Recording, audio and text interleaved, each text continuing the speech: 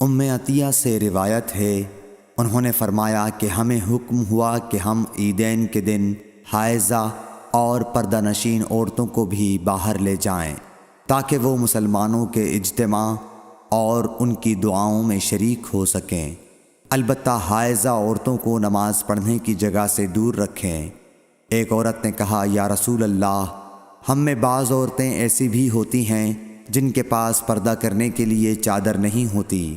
آپ نے فرمایا کہ اس کی ساتھی عورت اپنی چادر کا ایک حصہ اسے اوڑھا دے۔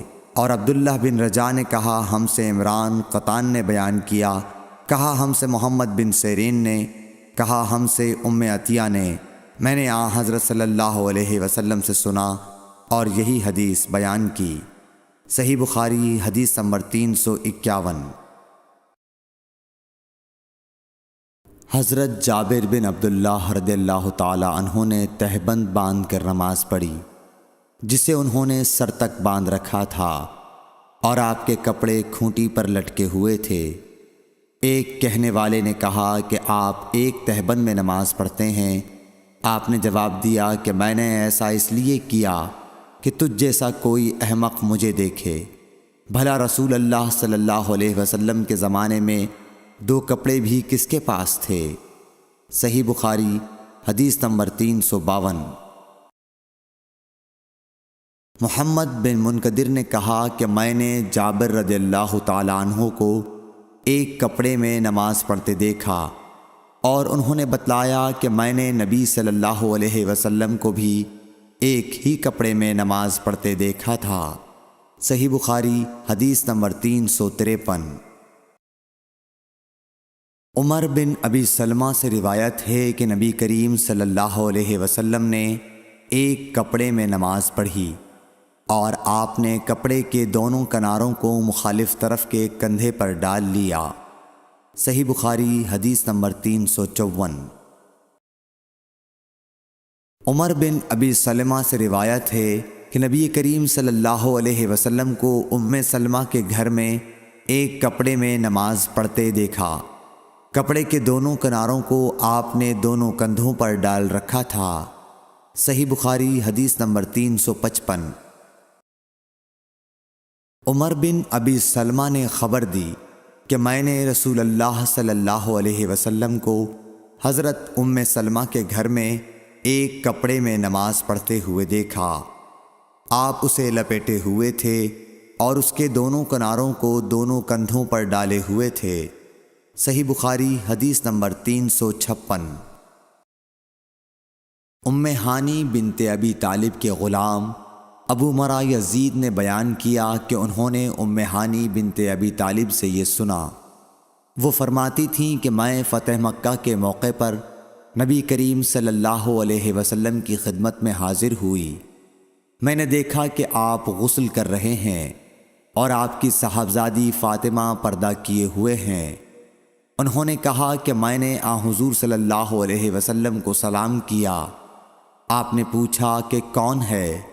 میں نے بتایا کہ ہانی بنت ابی طالب ہوں۔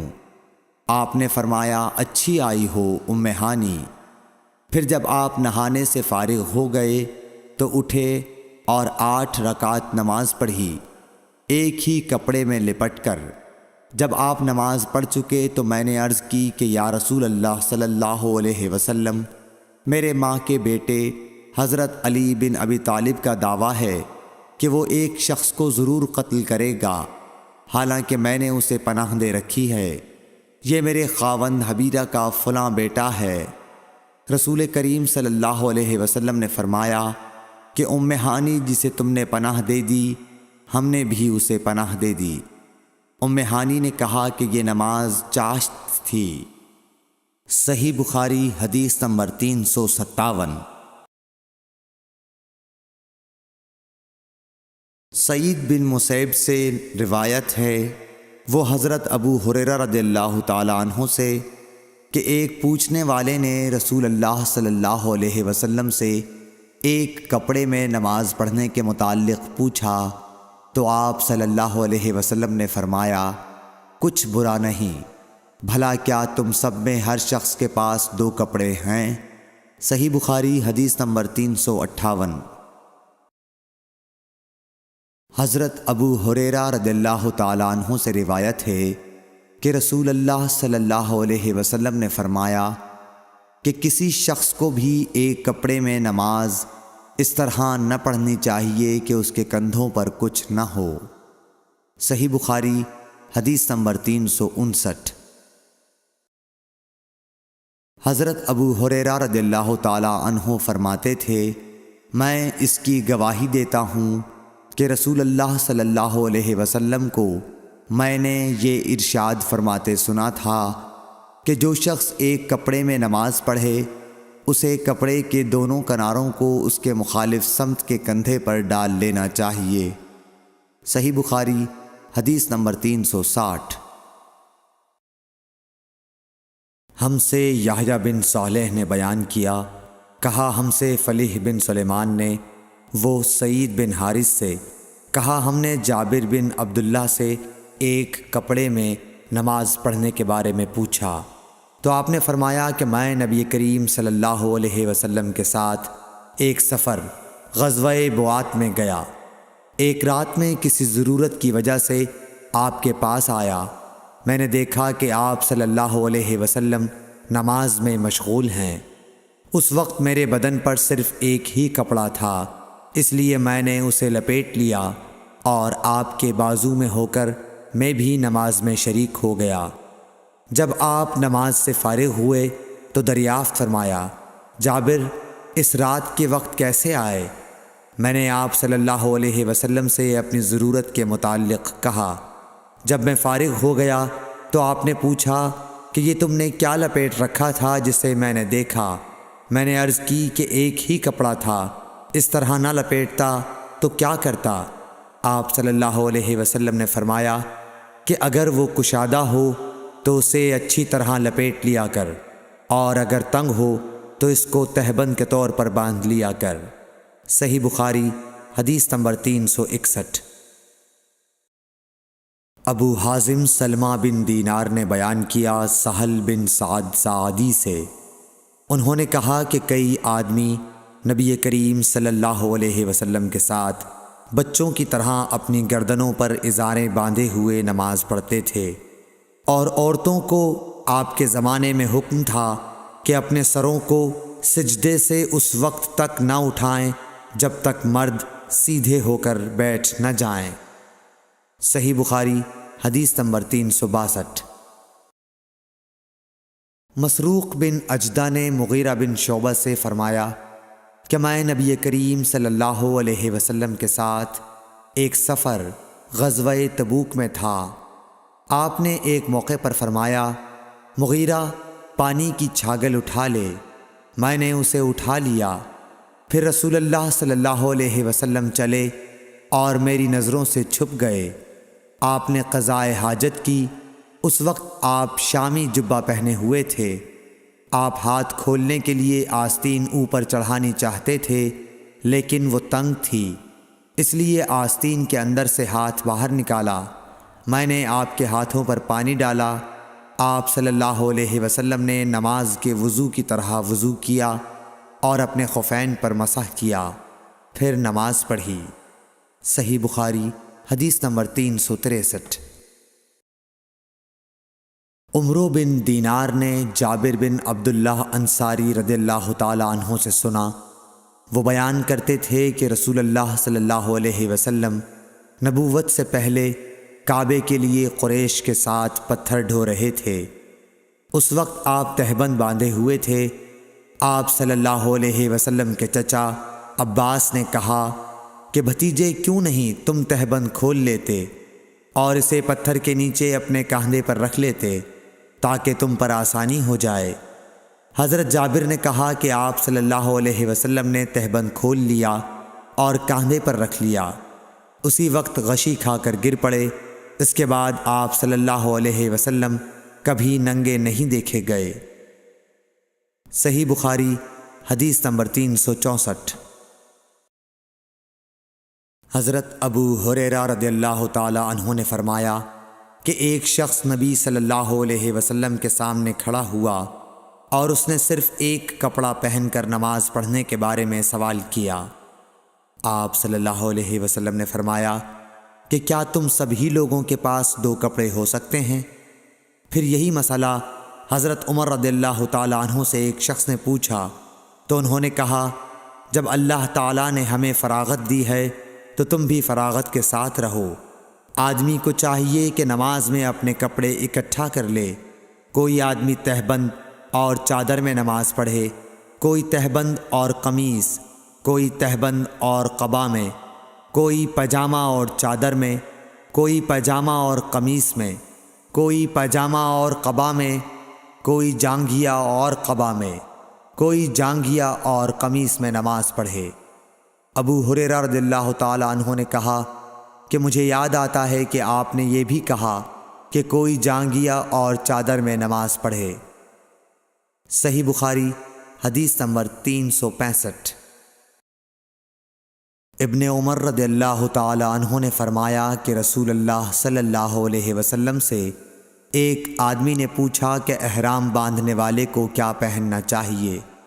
تو آپ نے فرمایا کہ نہ قمیص پہنے، نہ پاجامہ، نہ باران کوٹ، اور نہ ایسا کپڑا جس میں زعفران لگا ہوا ہو، اور نہ ورس لگا ہوا کپڑا۔ پھر اگر کسی شخص کو جوتیاں نہ ملیں جن میں پاؤں کھلا رہتا ہو، وہ موزے کاٹ کر پہن لے تاکہ وہ ٹخنوں سے نیچے ہو جائیں۔ اور ابن ابی ذئب نے اس حدیث کو نافع سے بھی روایت کیا، انہوں نے ایسا ہی حضرت صلی اللہ علیہ وسلم سے بھی روایت کیا ہے۔ صحیح بخاری حدیث نمبر 366۔ عبید اللہ بن عبداللہ بن عتبہ نے ابو سعید خدری سے روایت کیا ہے کہ نبی کریم صلی اللہ علیہ وسلم نے سما کی طرح کپڑا بدن پر لپیٹ لینے سے منع فرمایا، اور اس سے بھی منع فرمایا کہ آدمی ایک کپڑے پر اجتباء کرے اور اس کی شرمگاہ پر علیحدہ کوئی دوسرا کپڑا نہ ہو۔ صحیح بخاری حدیث نمبر 367۔ اعرج ابو ہریرہ رضی اللہ تعالیٰ عنہ سے نقل کرتے ہیں کہ نبی کریم صلی اللہ علیہ وسلم نے 2 طرح کی بیع و فروخت سے منع فرمایا، ایک تو چھونے کی بیع سے، دوسرے پھینکنے کی بیع سے، اور اشتعمال السما سے جس کا بیان اوپر گزرا، اور ایک کپڑے میں گوٹ مار کر بیٹھنے سے۔ صحیح بخاری حدیث نمبر 368۔ حمید بن عبد الرحمن بن عوف نے خبر دی کہ حضرت ابو ہریرہ رضی اللہ تعالیٰ عنہ نے فرمایا کہ اس حج کے موقع پر مجھے حضرت ابو بکر نے یوم نحر ذی الحج کی 10ویں تاریخ میں اعلان کرنے والوں کے ساتھ بھیجا تاکہ ہم منا میں اس بات کا اعلان کر دیں کہ اس سال کے بعد کوئی مشرک حج نہیں کر سکتا اور کوئی شخص ننگے ہو کر بیت اللہ کا طواف نہیں کر سکتا۔ حمید بن عبد الرحمن نے کہا، اس کے بعد رسول اللہ صلی اللہ علیہ وسلم نے حضرت علی رضی اللہ تعالی عنہ کو حضرت ابو بکر کے پیچھے بھیجا اور انہیں حکم دیا کہ وہ سورہ برت پڑھ کر سنا دیں اور اس کے مضامین کا عام اعلان کر دیں۔ ابو ہریرہ رضی اللہ تعالی عنہ فرماتے ہیں کہ حضرت علی رضی اللہ تعالی عنہ نے ہمارے ساتھ نہر کے دن منا میں 10ویں تاریخ کو یہ سنایا کہ آج کے بعد کوئی مشرک نہ حج کر سکے گا اور نہ بیت اللہ کا طواف کوئی شخص ننگے ہو کر کر سکے گا۔ صحیح بخاری حدیث نمبر 369۔ عبد الرحمن بن ابو الموالی نے محمد بن مقدر سے کہا، میں جابر بن عبداللہ انصاری کی خدمت میں حاضر ہوا، وہ ایک کپڑا اپنے بدن پر لپیٹے ہوئے نماز پڑھ رہے تھے، حالانکہ ان کی چادر الگ رکھی ہوئی تھی۔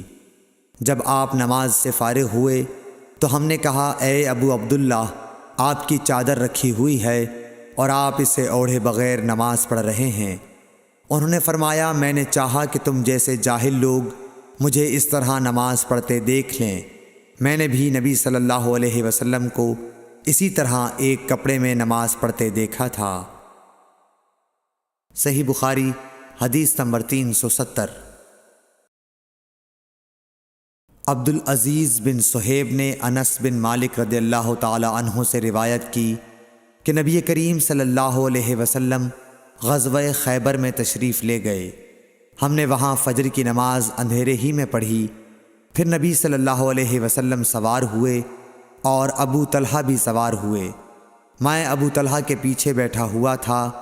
نبی صلی اللہ علیہ وسلم نے اپنی سواری کا رخ خیبر کی گلیوں کی طرف کر دیا۔ میرا گھٹنا نبی کریم صلی اللہ علیہ وسلم کی ران سے چھو جاتا تھا۔ پھر نبی کریم صلی اللہ علیہ وسلم نے اپنی ران سے تہبند کو ہٹایا، یہاں تک کہ میں نبی کریم صلی اللہ علیہ وسلم کی شفاف اور سفید رانوں کی سفیدی اور چمک دیکھنے لگا۔ جب آپ خیبر کی بستی میں داخل ہوئے تو آپ صلی اللہ علیہ وسلم نے فرمایا کہ اللہ اکبر، اللہ سب سے بڑا ہے، خیبر برباد ہو گیا۔ جب ہم کسی قوم کے آنگن میں اتر جائیں تو ڈرائے ہوئے لوگوں کی صبح منحوس ہو جاتی ہے۔ آپ نے یہ 3 مرتبہ فرمایا۔ انس رضی اللہ تعالی عنہ نے کہا کہ خیبر کے یہودی لوگ اپنے کاموں کے لیے باہر نکلے ہی تھے کہ وہ چلا اٹھے، محمد صلی اللہ علیہ وسلم آن پہنچے۔ اور عبدالعزیز راوی نے کہا کہ بعض حضرت انس رضی اللہ تعالی عنہ سے روایت کرنے والے ہمارے ساتھیوں نے والخمیس کا لفظ بھی نقل کیا ہے، یعنی وہ چلا اٹھے کہ محمد لشکر لے کر پہنچ گئے۔ پس ہم نے خیبر لڑ کر فتح کر لیا اور قیدی جمع کیے گئے۔ پھر وحیہ رضی اللہ تعالی عنہ آئے اور عرض کی کہ یا رسول اللہ صلی اللہ علیہ وسلم، قیدیوں میں سے کوئی باندی مجھے عنایت کیجیے۔ آپ صلی اللہ علیہ وسلم نے فرمایا کہ جاؤ کوئی باندی لے لو۔ انہوں نے صفیہ بنت حی کو لے لیا۔ پھر ایک شخص نبی کریم صلی اللہ علیہ وسلم کی خدمت میں حاضر ہوا اور عرض کی کہ یا رسول اللہ، صفیہ جو قریظہ اور نزیر کے سردار کی بیٹی ہیں، انہیں آپ نے وحیہ کو دے دیا، وہ تو صرف آپ ہی کے لیے مناسب تھیں۔ اس پر آپ نے فرمایا کہ وحیہ کو صفیہ کے ساتھ بلاؤ۔ وہ لائے گئے۔ جب نبی کریم صلی اللہ علیہ وسلم نے انہیں دیکھا تو فرمایا کہ قیدیوں میں سے کوئی اور باندی لے لو۔ راوی نے کہا کہ پھر نبی کریم صلی اللہ علیہ وسلم نے صفیہ کو آزاد کر دیا اور انہیں اپنے نکاح میں لے لیا۔ ثابت بنانی نے حضرت انس رضی اللہ تعالی عنہ سے پوچھا کہ ابو حمزہ، ان کا مہر حضور صلی اللہ علیہ وسلم نے کیا رکھا تھا؟ حضرت انس رضی اللہ عنہ نے فرمایا کہ خود انہی کی آزادی ان کا مہر تھا اور اسی پر آپ نے نکاح کیا۔ پھر راستے ہی میں ام سلیم رضی اللہ عنہ حضرت انس رضی اللہ عنہ کی والدہ نے انہیں دلہن بنایا اور نبی کریم صلی اللہ علیہ وسلم کے پاس رات کے وقت بھیجا۔ اب نبی کریم صلی اللہ علیہ وسلم دلہا تھے، اس لیے آپ نے فرمایا کہ جس کے پاس بھی کچھ کھانے کی چیز ہو تو یہاں لائے۔ آپ نے ایک چمڑے کا دسترخوان بچھایا، بعض صحابہ کھجور لائے، بعض گھی۔ عبدالعزیز نے کہا کہ میرا خیال ہے حضرت انس رضی اللہ عنہ نے ستو کا بھی ذکر کیا۔ پھر لوگوں نے ان کا حلوہ بنا لیا۔ یہ رسول اللہ صلی اللہ علیہ وسلم کا ولیمہ تھا۔ صحیح بخاری حدیث نمبر 371۔ عروہ بن زبیر نے خبر دی کہ حضرت عائشہ رضی اللہ عنہا نے فرمایا کہ نبی صلی اللہ علیہ وسلم فجر کی نماز پڑھتے اور آپ صلی اللہ علیہ وسلم کے ساتھ نماز میں کئی مسلمان عورتیں اپنی چادریں اوڑھے ہوئے شریک نماز ہوتیں، پھر اپنے گھروں کو واپس چلی جاتی تھیں۔ اس وقت انہیں کوئی پہچان نہیں سکتا تھا۔ صحیح بخاری حدیث نمبر 372۔ ابن شہاب نے بیان کیا کہ انہوں نے عروہ سے ام المومنین حضرت عائشہ رضی اللہ تعالی عنہا سے کہ نبی صلی اللہ علیہ وسلم نے ایک چادر میں نماز پڑھی جس میں نقش و نگار تھے۔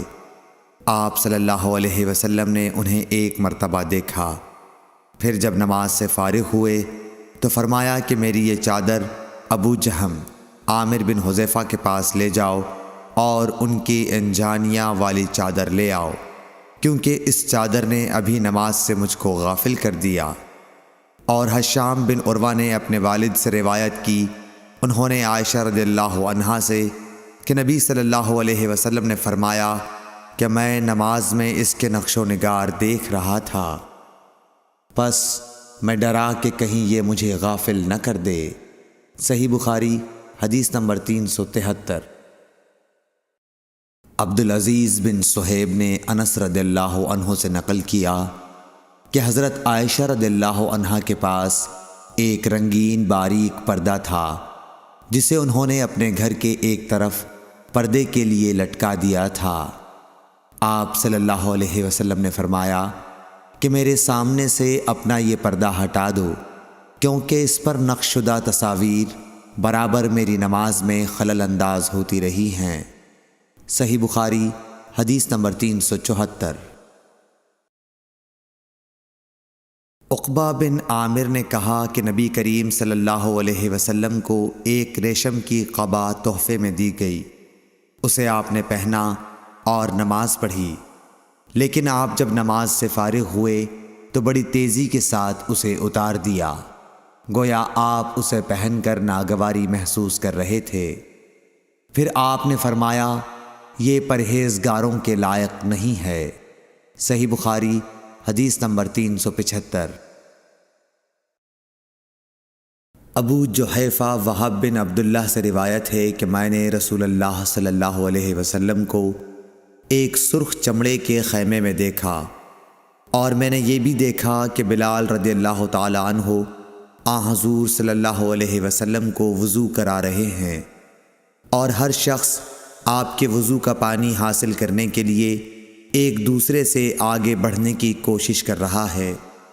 اگر کسی کو تھوڑا سا بھی پانی مل جاتا تو وہ اسے اپنے اوپر مل لیتا، اور اگر کوئی پانی نہ پا سکتا تو اپنے ساتھی کے ہاتھ کی تری ہی حاصل کرنے کی کوشش کرتا۔ پھر میں نے بلال رضی اللہ تعالی عنہ کو دیکھا کہ انہوں نے اپنی ایک برچھی اٹھائی جس کے نیچے لوہے کا پھل لگا ہوا تھا، اور اسے انہوں نے گاڑ دیا۔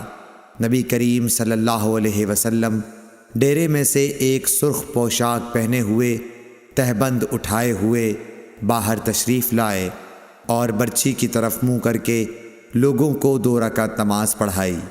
میں نے دیکھا کہ آدمی اور جانور برچھی کے پرے سے گزر رہے تھے۔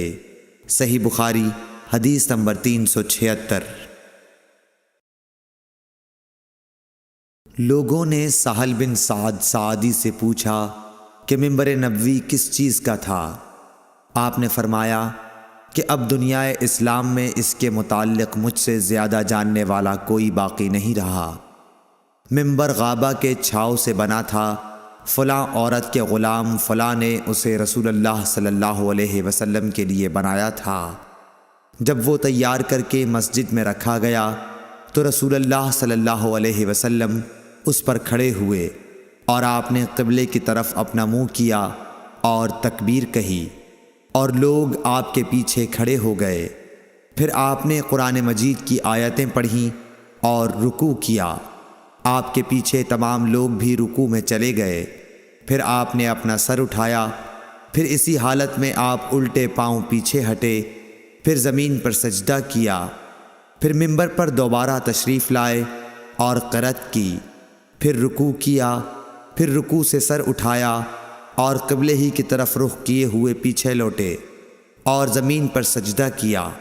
یہ ہے منبر کا قصہ۔ امام ابو عبداللہ بخاری نے کہا کہ علی بن عبداللہ مدینی نے کہا کہ مجھ سے امام احمد بن حنبل نے اس حدیث کو پوچھا۔ علی نے کہا کہ میرا مقصد یہ ہے کہ نبی کریم صلی اللہ علیہ وسلم نماز میں لوگوں سے اونچے مقام پر کھڑے ہوئے تھے، اس لیے اس میں کوئی حرج نہ ہونا چاہیے کہ امام مقتدیوں سے اونچی جگہ پر کھڑا ہو۔ علی بن مدینی کہتے ہیں کہ میں نے امام احمد بن حنبل سے کہا کہ سفیان بن عینیہ سے یہ حدیث اکثر پوچھی جاتی تھی، آپ نے بھی یہ حدیث ان سے سنی ہے؟ تو انہوں نے جواب دیا کہ نہیں۔ صحیح بخاری حدیث نمبر 377۔ حمید طویل نے خبر دی انس بن مالک سے کہ نبی کریم صلی اللہ علیہ وسلم 5 ہجری میں اپنے گھوڑے سے گر گئے تھے، جس سے آپ کی پنڈلی یا کندھا زخمی ہو گئے، اور آپ نے 1 مہینے تک اپنی بیویوں کے پاس نہ جانے کی قسم کھائی۔ آپ اپنے بالا خانے پر بیٹھ گئے جس کے زینے کھجور کے تنوں سے بنائے گئے تھے۔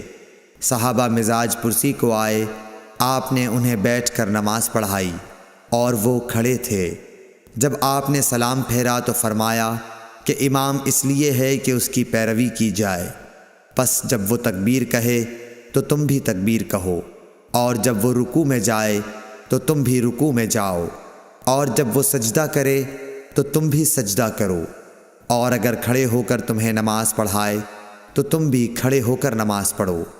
اور آپ 29 دن بعد نیچے تشریف لائے تو لوگوں نے کہا، یا رسول اللہ، آپ نے تو 1 مہینے کے لیے قسم کھائی تھی۔ آپ نے فرمایا کہ یہ مہینہ 29 دن کا ہے۔ صحیح بخاری حدیث نمبر 378۔ عبداللہ بن شداد نے حضرت میمونہ رضی اللہ تعالی عنہ سے روایت کی، آپ نے فرمایا کہ نبی صلی اللہ علیہ وسلم نماز پڑھتے اور حائضہ ہونے کے باوجود میں ان کے سامنے ہوتی۔ اکثر جب آپ سجدہ کرتے تو آپ کا کپڑا مجھے چھو جاتا۔ انہوں نے کہا کہ آپ کھجور کے پتوں سے بنے ہوئے ایک چھوٹے سے مصلے پر نماز پڑھتے تھے۔ صحیح بخاری حدیث نمبر 379۔ انس بن مالک سے روایت ہے کہ ان کی نانی ملیکہ نے رسول اللہ صلی اللہ علیہ وسلم کو کھانا تیار کر کے کھانے کے لیے بلایا۔ آپ نے کھانے کے بعد فرمایا کہ آؤ تمہیں نماز پڑھا دوں۔ انس رضی اللہ تعالی عنہ نے کہا کہ میں نے اپنے گھر سے ایک بوریا اٹھایا جو کثرت استعمال سے کالا ہو گیا تھا۔ میں نے اس پر پانی چھڑکا، پھر رسول اللہ صلی اللہ علیہ وسلم نماز کے لیے اسی بوریے پر کھڑے ہوئے، اور میں اور ایک یتیم کہ رسول اللہ صلی اللہ علیہ وسلم کے غلام ابو زمیرہ کے لڑکے ضمیرہ آپ کے پیچھے صف باندھ کر کھڑے ہو گئے، اور بوڑھی عورت انس کی نانی ملیکہ ہمارے پیچھے کھڑی ہوئیں۔ پھر رسول اللہ صلی اللہ علیہ وسلم نے ہمیں 2 رکعت نماز پڑھائی اور واپس گھر تشریف لے گئے۔ صحیح بخاری حدیث نمبر 380۔ ام المومنین میمونہ رضی اللہ تعالی عنہا سے روایت ہے، انہوں نے کہا کہ نبی کریم صلی اللہ علیہ وسلم سجدہ گاہ یعنی چھوٹے مصلے پر نماز پڑھا کرتے تھے۔ صحیح بخاری حدیث نمبر 381۔ حضرت عائشہ رضی اللہ عنہا نے فرمایا کہ میں رسول اللہ صلی اللہ علیہ وسلم کے آگے سو جاتی اور میرے پاؤں آپ کے قبلے میں ہوتے۔ جب آپ سجدہ کرتے تو میرے پاؤں کو آہستہ سے دبا دیتے، میں اپنے پاؤں سمیٹ لیتی، اور آپ جب کھڑے ہو جاتے تو میں انہیں پھر پھیلا دیتی۔ ان دنوں گھروں میں چراغ بھی نہیں ہوا کرتے تھے۔ صحیح بخاری حدیث نمبر 382۔ عروہ نے خبر دی کہ حضرت عائشہ رضی اللہ تعالی عنہا نے انہیں بتایا کہ رسول اللہ صلی اللہ علیہ وسلم اپنے گھر کے بچھونے پر نماز پڑھتے، اور حضرت عائشہ رضی اللہ تعالی عنہا آپ کے اور قبلے کے درمیان اس طرح لیٹی ہوتیں جیسے نماز کے لیے جنازہ رکھا جاتا ہے۔ صحیح بخاری حدیث نمبر 383۔ عروہ بن زبیر سے روایت ہے کہ نبی کریم صلی اللہ علیہ وسلم اس بچھونے پر نماز پڑھتے جس پر آپ اور حضرت عائشہ رضی اللہ تعالی عنہا سوتے، اور حضرت عائشہ رضی اللہ تعالی عنہا آپ کے اور قبلے کے درمیان اس بستر پر لیٹی رہتیں۔ صحیح بخاری حدیث نمبر 384۔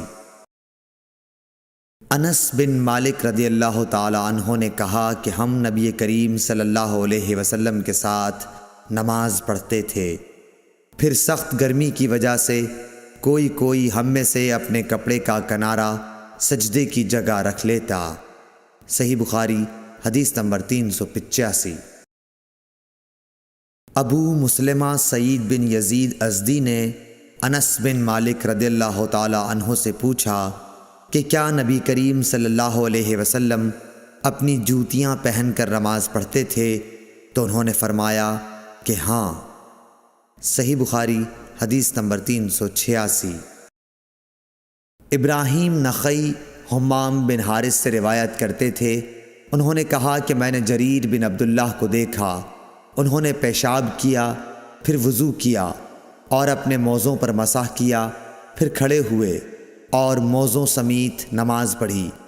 آپ سے جب اس کے متعلق پوچھا گیا تو فرمایا کہ میں نے نبی کریم صلی اللہ علیہ وسلم کو ایسا ہی کرتے دیکھا ہے۔ ابراہیم نخعی نے کہا کہ یہ حدیث لوگوں کی نظر میں بہت پسندیدہ تھی، کیونکہ جریر رضی اللہ تعالی عنہ آخر میں اسلام لائے تھے۔ صحیح بخاری حدیث نمبر 387۔ مغیرہ بن شعبہ نے کہا کہ میں نے نبی کریم صلی اللہ علیہ وسلم کو وضو کرایا، آپ نے اپنے موزوں پر مسح کیا اور نماز پڑھی۔ صحیح بخاری حدیث نمبر 388۔ حذیفہ رضی اللہ تعالی عنہ نے ایک شخص کو دیکھا جو رکوع اور سجدہ پوری طرح نہیں کرتا تھا۔ جب اس نے اپنی نماز پوری کر لی تو حذیفہ رضی اللہ تعالی عنہ نے فرمایا کہ تم نے نماز ہی نہیں پڑھی۔ ابو وائل راوی نے کہا میں خیال کرتا ہوں کہ حضرت حذیفہ رضی اللہ تعالی عنہ نے یہ بھی فرمایا کہ اگر تو ایسی ہی نماز پر مر جاتا تو حضرت صلی اللہ علیہ وسلم کی سنت پر نہیں مرتا۔ صحیح بخاری حدیث نمبر 389۔ عبداللہ بن مالک بن بحینہ سے روایت ہے کہ نبی کریم صلی اللہ علیہ وسلم جب نماز پڑھتے تو اپنے بازوؤں کے درمیان اس قدر کشادگی کر دیتے کہ دونوں بغلوں کی سفیدی ظاہر ہونے لگتی تھی۔ اور لیث نے یوں کہا کہ مجھ سے جعفر بن ربیعہ نے اسی طرح حدیث بیان کی۔ صحیح بخاری حدیث نمبر 390۔ انس بن مالک رضی اللہ تعالی عنہ نے کہا کہ رسول اللہ صلی اللہ علیہ وسلم نے فرمایا جس نے ہماری طرح نماز پڑھی اور ہماری طرح قبلے کی طرف منہ کیا اور ہمارے ذبیحہ کو کھایا تو وہ مسلمان ہے جس کے لیے اللہ اور اس کے رسول کی پناہ ہے، پس تم اللہ کے ساتھ اس کی دی ہوئی پناہ میں خیانت نہ کرو۔ صحیح بخاری حدیث نمبر 391۔ انس بن مالک رضی اللہ تعالی عنہ سے روایت ہے کہ رسول اللہ صلی اللہ علیہ وسلم نے فرمایا مجھے حکم دیا گیا ہے کہ میں لوگوں کے ساتھ جنگ کروں یہاں تک کہ وہ لا الہ الا اللہ کہیں، پس جب وہ اس کا اقرار کر لیں اور ہماری طرح نماز پڑھنے لگیں اور ہمارے قبلے کی طرف نماز میں منہ کریں اور ہمارے ذبیحہ کو کھانے لگیں تو ان کا خون اور ان کے اموال ہم پر حرام ہو گئے مگر کسی حق کے بدلے، اور باطن میں ان کا حساب اللہ پر رہے گا۔ صحیح بخاری حدیث نمبر 392۔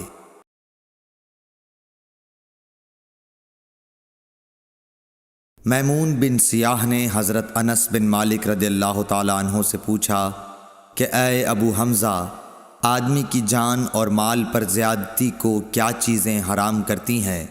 تو انہوں نے فرمایا کہ جس نے گواہی دی کہ اللہ کے سوا کوئی معبود نہیں اور ہمارے قبلے کی طرف منہ کیا اور ہماری نماز کی طرح نماز پڑھی اور ہمارے ذبیحہ کو کھایا تو وہ مسلمان ہے، پھر اس کے وہی حقوق ہیں جو عام مسلمانوں کے ہیں، اور اس کی وہی ذمہ داریاں ہیں جو عام مسلمانوں پر ہیں۔ اور ابن ابی مریم نے کہا ہمیں یحییٰ بن ایوب نے خبر دی، انہوں نے کہا ہم سے حمید نے حدیث بیان کی، انہوں نے کہا ہم سے انس بن مالک رضی اللہ عنہ نے نبی کریم صلی اللہ علیہ وسلم سے نقل کر کے حدیث بیان کی۔ صحیح بخاری حدیث نمبر 393۔ ابو ایوب انصاری رضی اللہ تعالی عنہ سے روایت ہے کہ رسول اللہ صلی اللہ علیہ وسلم نے فرمایا جب تم قضائے حاجت کے لیے جاؤ تو اس وقت نہ قبلے کی طرف منہ کرو اور نہ پیٹھ کرو، بلکہ مشرق یا مغرب کی طرف اس وقت اپنا منہ کر لیا کرو۔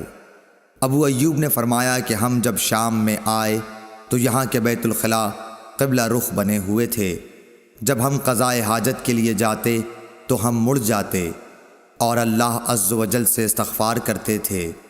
اور ظاہری نے عطا سے اس حدیث کو اسی طرح روایت کیا۔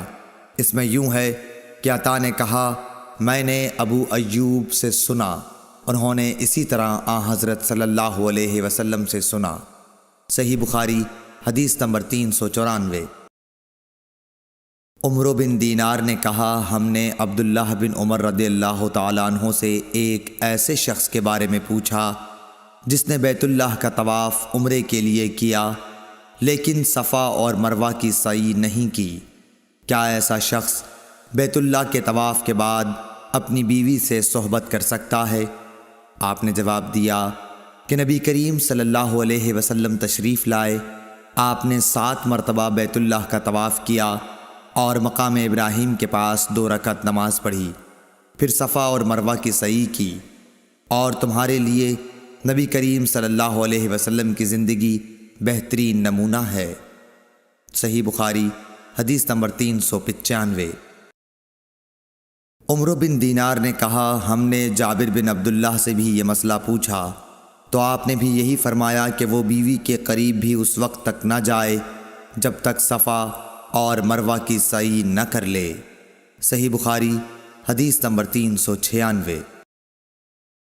سیف بن ابی سلیمان نے کہا کہ میں نے مجاہد سے سنا، انہوں نے کہا کہ ابن عمر کی خدمت میں ایک آدمی آیا اور کہنے لگا اے لو، یہ رسول اللہ صلی اللہ علیہ وسلم آن پہنچے اور آپ کعبے کے اندر داخل ہو گئے۔ ابن عمر نے کہا کہ میں جب آیا تو نبی کریم صلی اللہ علیہ وسلم کعبے سے نکل چکے تھے، میں نے دیکھا کہ بلال دونوں دروازوں کے سامنے کھڑے ہیں۔ میں نے بلال سے پوچھا کہ کیا نبی کریم صلی اللہ علیہ وسلم نے کعبے کے اندر نماز پڑھی ہے؟ انہوں نے کہا کہ ہاں، 2 رکعت ان 2 ستونوں کے درمیان پڑھی تھیں جو کعبے میں داخل ہوتے وقت بائیں طرف واقع ہیں۔ پھر جب باہر تشریف لائے تو کعبے کے سامنے 2 رکعت نماز ادا فرمائی۔ صحیح بخاری حدیث نمبر 397۔ عطا بن ابی رباح نے کہا کہ میں نے ابن عباس رضی اللہ تعالیٰ عنہ سے سنا کہ جب نبی کریم صلی اللہ علیہ وسلم کعبے کے اندر تشریف لے گئے تو اس کے چاروں کونوں میں آپ نے دعا کی اور نماز پڑھی۔ پھر جب باہر تشریف لائے تو 2 رکعت نماز کعبے کے سامنے پڑھی اور فرمایا کہ یہی قبلہ ہے۔ صحیح بخاری حدیث نمبر 398۔ حضرت برا بن عازب رضی اللہ تعالیٰ عنہ سے روایت ہے کہ نبی کریم صلی اللہ علیہ وسلم نے 16 یا 17 ماہ تک بیت المقدس کی طرف منہ کر کے نمازیں پڑھیں، اور رسول اللہ صلی اللہ علیہ وسلم دل سے چاہتے تھے کہ کعبے کی طرف منہ کر کے نماز پڑھیں۔ آخر اللہ تعالیٰ نے یہ آیت نازل فرمائی، ہم آپ کا آسمان کی طرف بار بار چہرہ اٹھانا دیکھتے ہیں۔ پھر آپ نے کعبے کی طرف منہ کر لیا اور احمقوں نے جو یہودی تھے کہنا شروع کیا کہ انہیں اگلے قبلے سے کس چیز نے پھیر دیا۔ آپ فرما دیجئے کہ اللہ ہی کی ملکیت ہے مشرق اور مغرب، اللہ جس کو چاہتا ہے سیدھے راستے کی ہدایت کر دیتا ہے۔ جب قبلہ بدلا تو ایک شخص نے نبی کریم صلی اللہ علیہ وسلم کے ساتھ نماز پڑھی، پھر نماز کے بعد وہ چلا اور انصار کی ایک جماعت پر اس کا گزر ہوا جو عصر کی نماز بیت المقدس کی طرف منہ کر کے پڑھ رہے تھے۔ اس شخص نے کہا کہ میں گواہی دیتا ہوں کہ میں نے نبی کریم صلی اللہ علیہ وسلم کے ساتھ وہ نماز پڑھی ہے جس میں آپ نے موجودہ قبلہ کعبے کی طرف منہ کر کے نماز پڑھی ہے۔ پھر وہ جماعت نماز کی حالت میں ہی مڑ گئی اور کعبے کی طرف منہ کر لیا۔ صحیح بخاری حدیث نمبر 399۔ جابر بن عبداللہ نے فرمایا کہ نبی کریم صلی اللہ علیہ وسلم اپنی سواری پر خواہ اس کا رخ کسی طرف ہو نفل نماز پڑھتے تھے، لیکن جب فرض نماز پڑھنا چاہتے تو سواری سے اتر جاتے اور قبلے کی طرف منہ کر کے نماز پڑھتے۔ صحیح بخاری حدیث نمبر 400۔